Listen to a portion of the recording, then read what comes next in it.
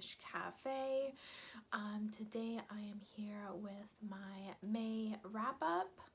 So this month I read 11 books. I'm actually still working on 2 of them. Today is the 27th of the month, so I know for sure that I'm going to finish one of them. The other one is an audiobook for Jane Eyre, and I'm still a few hours away from finishing that. I think maybe even like 9 hours, so there is a possibility that that doesn't get completed this month. However, I am currently working on a deal with an Elf King, and I'm currently about 100 or 225 pages into that, and I've kind of marked out where I have to get each day in order for me to finish by the end of the month, because I am working through this relatively slowly at this time. So and I'm gonna go ahead and talk about the books that I've actually finished. So the first book of the month that I finished, I probably should have stacked these in order. So the first book I finished was The Summer Palace by C.S. Pacat, who of course is the author of The Captive Prince, this author right here, as well as the comic series Fence, and as you see there, Dark Rise. So this is a short story collection that goes with the Captive Prince series. There's 4 short stories in here. I read this for A Star Reads 48-hour Game of Life, I believe it was called. Bookish Game of Life readathon that she did to celebrate her 1,000 subscribers. So I will of course link her down below. So I did read this in one day. It's very short. It's less than 200 pages. I gave it 5 stars. This is actually a reread. I've read it before. So the first story follows, if I can remember their names, Jord and Emeric. I think that's my least favorite of the stories. It's still really sweet. If you read the series, you kind of know that their story has not the happiest ending. So getting to see them kind of, I don't want to say court each other, but kind of definitely get drawn to each other, it was really sweet. So I did enjoy that aspect of it. The next story was The Summer Palace, which is the title of the book. So that obviously follows Daemon and Laurent after everything that happens in the trilogy, and they're just spending time at Daemon's summer palace on the coast, and it deals with some of the lingering feelings that they might have towards each other, because they both have hurt the other in one way or another, and so that was a bit more addressed in this short story. There was also a nice little extra steamy scene in there for the 2 of them, and once again Daemon's humor comes out a bit more, which I always enjoy in these stories. So the third story, The Adventures of Charles, probably ties for first place within the 4th and final short story in here for me, because this one is really where C.S. Pacat's humor comes out a lot. This follows Charles, his name's Charles, yeah. Charles, who is a merchant that they come across in, I believe, book 2, and who assists our 2 heroes for a while, and he does not know that Daemon is the king of Aklios. Sorry if I say that wrong. And he thinks that he is a servant of Laurent, and it just leads to many funny conversations because he's not as clueless as everyone around him. So he thinks he's in the know because he knows Laurent is the prince, when a lot of people think that Laurent is another merchant, because that's what he's disguised as. But at the same time, he's still in the dark about who Daemon is, or in this case, Layman. And the fourth book is, or the fourth short story is another one that I really loved a lot. And it's the one that I remembered the most from when I first read this series. And this follows, oh gosh, what's his name? Let me look it up because I just got rid of the page, of course. Ansel. And his, I don't want to say owner, but Ansel is a pet that was present in the first book and played a role there.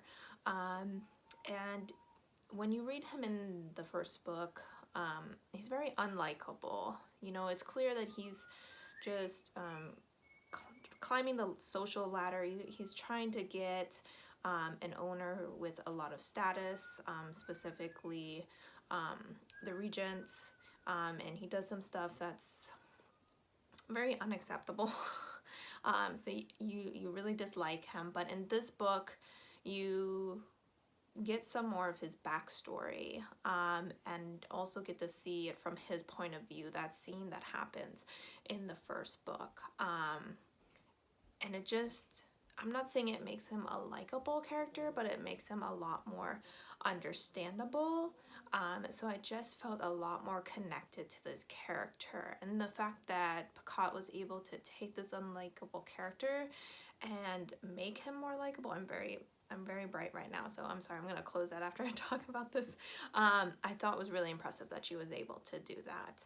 So that was definitely a very memorable story for me.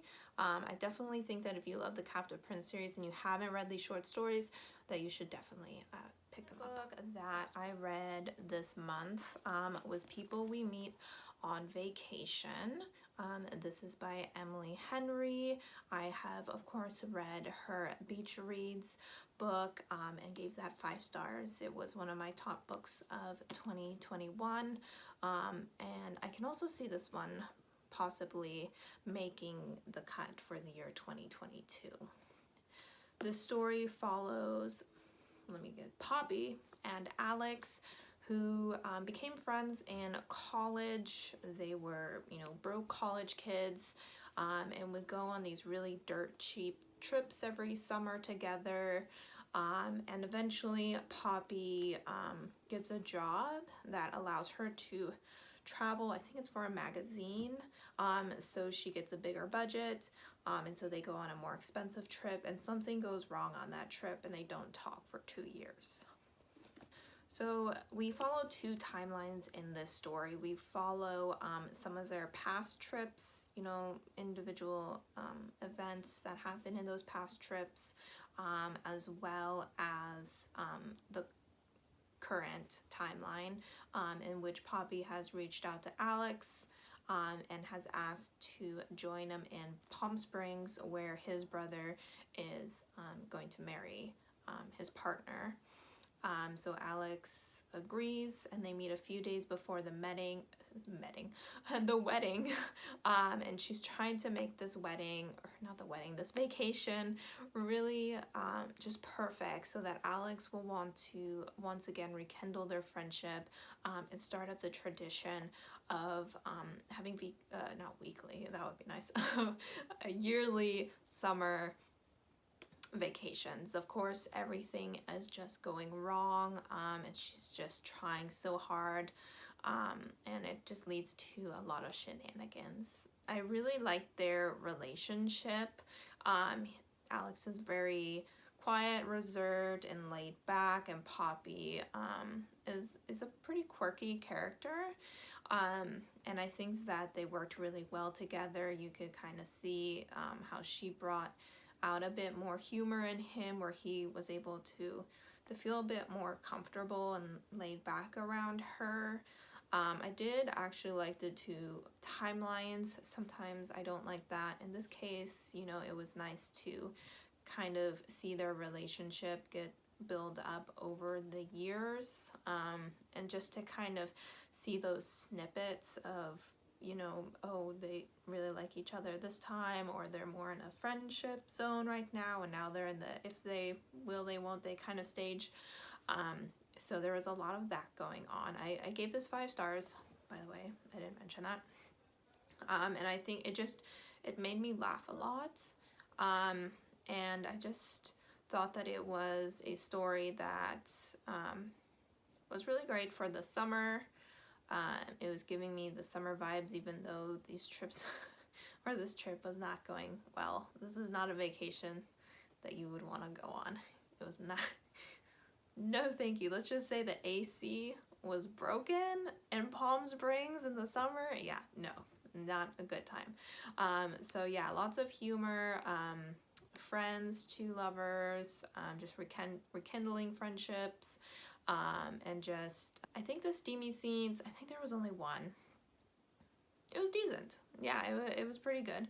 I think with Emily Henry, I'm not saying that they're bad, but they're nothing like super memorable or anything. I think there's, you know, the story that surrounds the steamy scene is what makes her book stand out.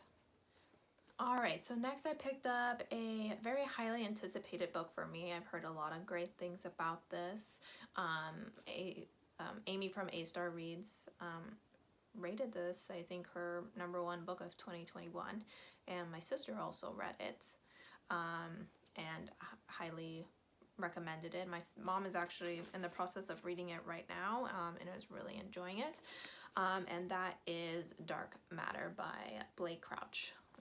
So this is a sci-fi story, a sci-fi thriller actually, that follows, who's our character, Jason, and he finds himself kidnapped one day and wakes up in a world that is not his own.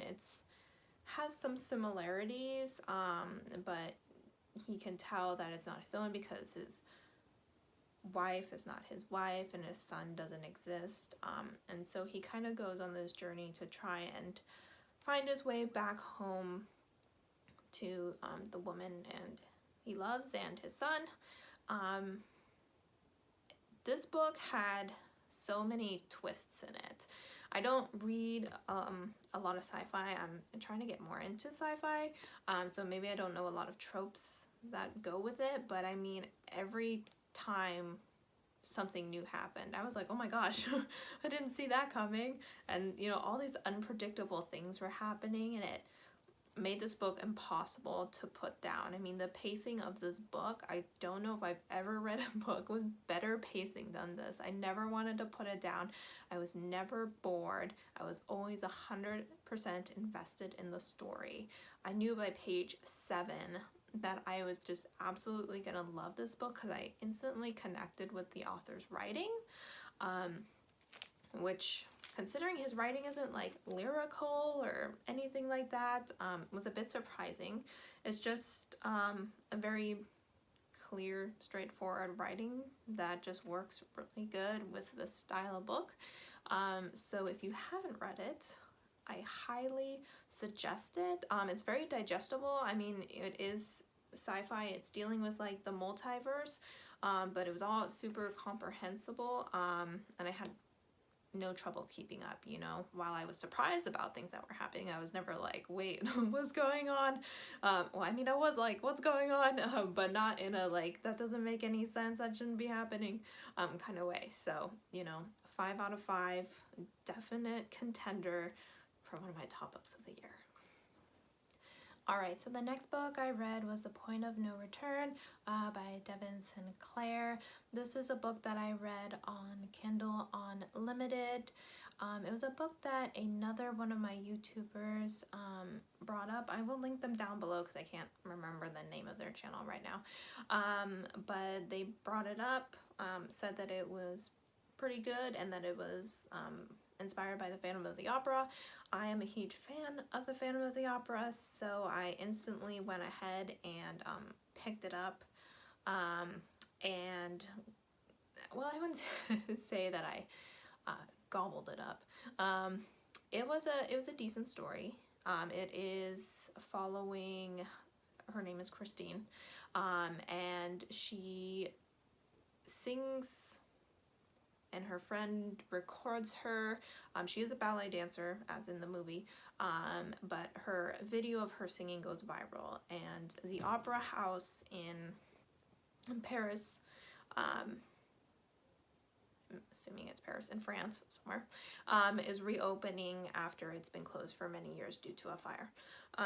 So it's reopening, and they're doing a opera of Joan of Arc. And so they ask her, you're going viral, your voice is really beautiful, so please come and be our star in this opera. So she goes to be the star of this new show. And when she arrives, a lot of people don't like her. She does have a friend, May, I believe is her name, who I really like, who is also a dancer who came along with her and is a dancer in the show. But there are 3 gargoyles. This is a monster romance, a reverse harem. And they notice that she is their mate. So they approach her and ask her if she would be interested in being their sexual partner, and she agrees because she feels a bond to them. She's very much isolated from everyone else in the show other than her friend, who's very supportive of this agreement. So her friend is in the loop and knows what's going on. So I did really like that she wasn't just lying to her friend. Her friend was also a great source of humor. The guys were all right. I mean, the main way I really told them apart was their hair color, I guess. You know, one had blondish hair, one was like light brown, one was black. You know, when you got 3 dudes and they're all white, they're all you know, different shades of hair or something. One's got a tattoo. So you know, it was a decent story. There wasn't much plot, so you know, oftentimes I do enjoy quite a bit of plot when it comes even to my more erotic readings. So that was something that I missed. There was kind of this like underlying issue of another gargoyle who didn't want them to be in their full power, because it seems that they got trapped at the opera house when it burned down, and they were before like gargoyle royalty or something. And so there was kind of this guy trying to keep them from breaking their curse and being able to leave the opera house. Other than that, there wasn't much going on. I did think that the smut was really good. So if you want to go in for that, I say go ahead. There is some pain play, I guess you could say, because they have claws. They're very strong. They have tails, and they put all that to good use. So I think I gave that a 3.5 stars. So I gave it 3.5 stars. So nothing outlandish, but if you're just looking for a quick smutty read and are a fan of the opera, I would say go for it. After that, I finished my nonfiction of the month, which was The Killing of the Moonflower. So the author was David Grann. So this was a nonfiction that followed the Osage Indians. They had found some land that they this is terrible, that they thought the white people wouldn't want. They're like, there's nothing here, so stop kicking us off of our land. We're just gonna live here among these rocks. Just go away. Thank you. And of course, then there's a lot of oil on that land. So the Indians had kind of known that there was oil, so they had made a deal with the government that they would get some money for anything that was drawn from the earth. And that was kind of before, you know, the big oil rush. So years later, you know, there's a lot of oil being pumped there, and the Indians are very wealthy because of this. And of course, the white people just can't have that. It was infuriating the lengths to which people went to oppress these people and to keep their money away. They literally had people, like white people, who would be able to tell Indians when they could spend their money. Like, it was their money, but they had to have permission of some random white person to use it. So they definitely were not happy that these Osage Indians were profiting off the land that they literally bought and live on. But one day, a lot of Indians are starting to suspiciously die. And by suspiciously, I mean they have bullets in their head. So people start investigating. Nothing is really coming from it, so they start bringing in federal agents. So the story is also kind of supposed to not just cover the killing of the Osage Indians at this time, but also the building of the FBI. So the FBI was just, it was kind of there, but it was really small before all of this. But after their success with this case, it became a lot larger organization. So we just follow the investigators and how they try to figure out who is killing these Indians and why they're killing them, and it goes pretty deep. Yeah, and then of course afterwards the author of the story talks a little bit about the additional research he did to show that the killings had actually started even sooner than the FBI originally assumed. So you get to learn a little bit about what the FBI was doing, and then what the author himself did later to do a little bit of additional research about the murders that were happening at that time. I did not rate this book. I tend not to rate nonfiction books. I thought it was well written. I listened to the audiobook. It kept me entertained. I feel like I learned, I mean, I wouldn't say that I learned something that I didn't already know, and that was that white people just kind of kill anyone that's in their way. That might be a little bit of generalization, but you know, we know about the horrors that the indigenous population faced here on the continent, and this was just another slaughter that occurred later in the years, even after, you know, most of the genocide has probably subsided. But just to show you that the killings went on for a lot longer than we may have initially thought. So, a hard read, but I definitely suggest it. All right. Next I read, I was going to say on a lighter note, but not that much lighter, because I read Under the Whispering Door by T.J. Klune.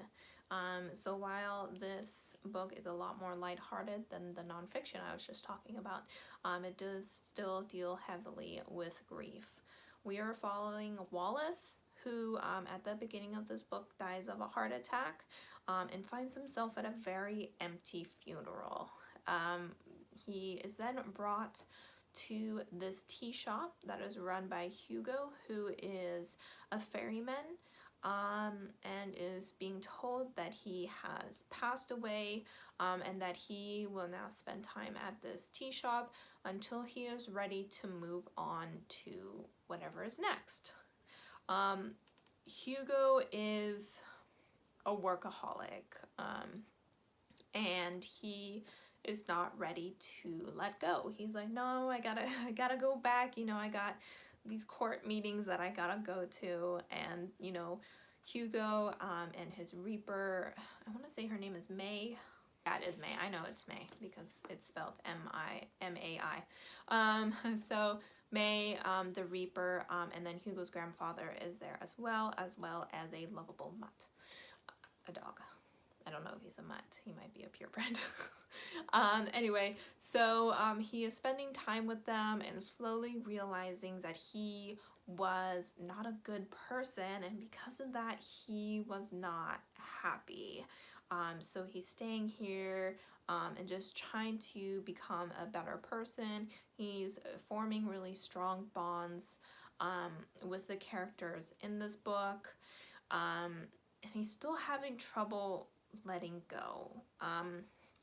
There is kind of a side story about people called husks. There is a husk that wanders around the tea shop, which is a soul that walked away from the tea shop and therefore kind of lost himself.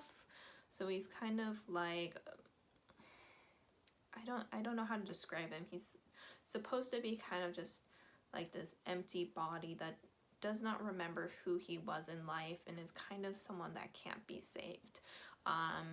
So that's kind of a little bit of a side story that I really enjoyed in this story. I really loved that we had a couple other side characters that would come into the tea shop that were also dealing with grief, because it allowed us to get a lot of different forms of grief, because everyone grieves differently, of course, and this book did a good job of displaying a few forms of that. I had some issues with this book. The first is it took me a little while to get into it. I think I didn't get into it until he actually showed up to the tea shop. So we follow him a little bit while he's alive and being a jerk. Then we follow him a little bit at his funeral, and then they go to the tea shop. And that didn't quite pull me in. But once he was at the tea shop, I really started to enjoy it more.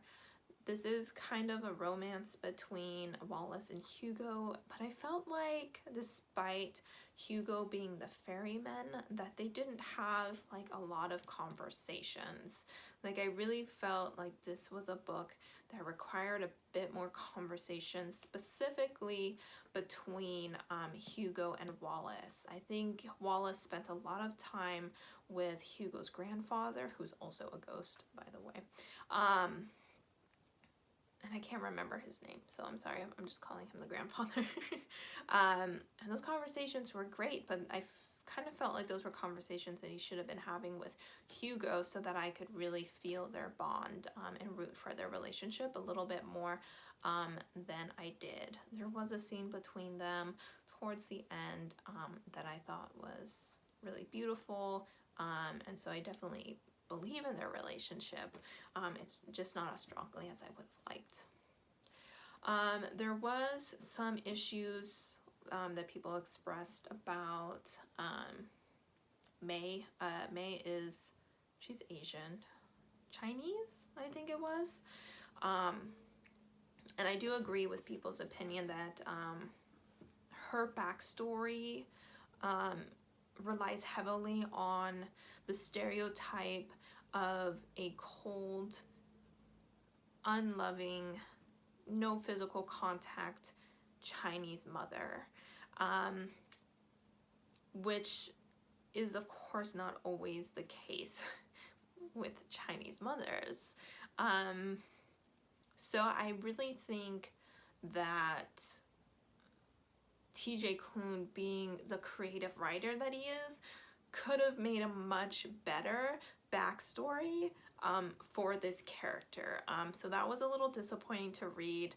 You know, I was reading about her in the beginning and I was like, oh, I don't know why people had issues with her. And then I read that and it was really clear. I was like, oh, okay, yeah, no, I definitely see it. And I think even if I hadn't heard that, I would have been like, why are we going down this route? It's a little unnecessary. But that was probably one of the only issues I had with it. Otherwise, I thought it was a really magical story. I know that TJ said this is a very personal story where he expresses a lot of his own personal grief. And so I can definitely feel that in there, because TJ Klune does a wonderful job with grief. I know one of my favorite books by him, Into This River I Drowned, won an award because of its dealings with grief as well. So it's definitely a specialty of his. If you read the majority of his books, you'll probably be a little sad at some point. Alright, so the last book that I read and have finished as of this point is The Replacements by, her name is Shay Sanders. And it was another book that I got off of Kindle Unlimited. I had heard about this from another booktuber that I will list down below. I need to make sure that I look up all their channel names before I do my review next time so I can actually fully mention them. So this was a office romance between an older pair of people. older. You know, one of them I think was like early 30s, and the closer I get to 30, the less I want to say a woman in her early 30s is old. I'm like, no, she's still young, just like me. And then the man is 39. I know he's 39 because his goal is to make $1 million by the time he turns 40. So this takes place within like a few months before his birthday, his 40th birthday. So pretty much our main character realizes that her husband is cheating on her. She doesn't tell him right away. She sees her lawyer. She's like, all right, we're going to serve him with the divorce papers and all that jazz. But first, he's going to help me get a job because I haven't been working for the last 15 years because I've been his wife. And so she becomes the assistant of our main male character. He is a grump. He's a grump, you know. His office is a little bit scared of him. And he's a little bit of a jerk. I don't want to say I didn't like him. There were definitely parts of him that I did like. I felt that he felt very strongly for the main character, and there was some things that he did that I thought were rather romantic, but there was other times where I thought he was being too much of a jerk. There was also some times where I thought it was just like a smidge too vulgar for me. I don't know, sometimes there's certain settings, because this was like an office romance, very contemporary, where hearing some of the stuff he was saying, I would be like, maybe in a fantasy romance or like a monster romance, I would be like, yeah, but here in like a contemporary office romance, it just didn't quite sit right for me. So I didn't always love the way that he expressed his sexual attraction to her. However, I did really like her as a character. She is someone who really loves to care for people. She does a lot of charity work, and she really liked being a housewife. That was something she enjoyed doing. Her goal at the beginning of the book was to work in this office in hopes of catching herself another husband. And I like that that was shown in a positive light. The fact that there are people who want to be a stay-at-home mom, they want to just take care of their husbands, they want to take care of their home, you know, make a garden, whatever. They don't want a career, and as long as their spouse is okay with that and can financially support them, I don't see an issue with that. So it was kind of nice to see it in a book that she works hard. She is definitely willing to put in the work. She's like, what is my goal? How am I going to get there? These are the steps I'm going to take, and I'm not going to let anyone dissuade me from doing that. So she was strong and independent, but at the same time, she knew that she would like to care for a partner, and at times, like to be a little submissive to them. So she was a really great balance of being a slightly submissive partner, but at the same time, being able to stand up against her partner, and make her opinion known. So I thought she was a really well-developed character. And the main character, or the main male character, also had some decent development as well. So towards the end, I definitely liked him a lot more. I didn't like the smut as much in this book. Like I said, with him, for some reason, his kind of foreplay talk didn't do much for me. I felt their sex scenes were pretty romantic, which isn't a bad thing. You know, I was like, oh, this is nice. You know, they obviously really care for each other. But, you know, it wasn't anything to get overly flustered about or anything like that. So, I mean, I did enjoy the fact that they had sex at the office. If you're going to have an office romance, you have to have sex at the office. That's the only reason that you should write an office romance. So I did like that part. But otherwise, it was just kind of like meh to me. So I think I rated the book like 3.5 stars. So I think a lot of it had to do with the fact that I didn't vibe 100% with the male character, and that I just don't think that an office romance is gonna be my favorite subgenre of romance. The setting is just kind of, I mean, it's not like a romantic setting. It's not, you know, like a exciting setting, or it's not even like a cozy setting. And you know, it's like, of all the settings, it's probably the least exciting, and I think that affected my reading of it a little. All right, so those are the books that I read this month.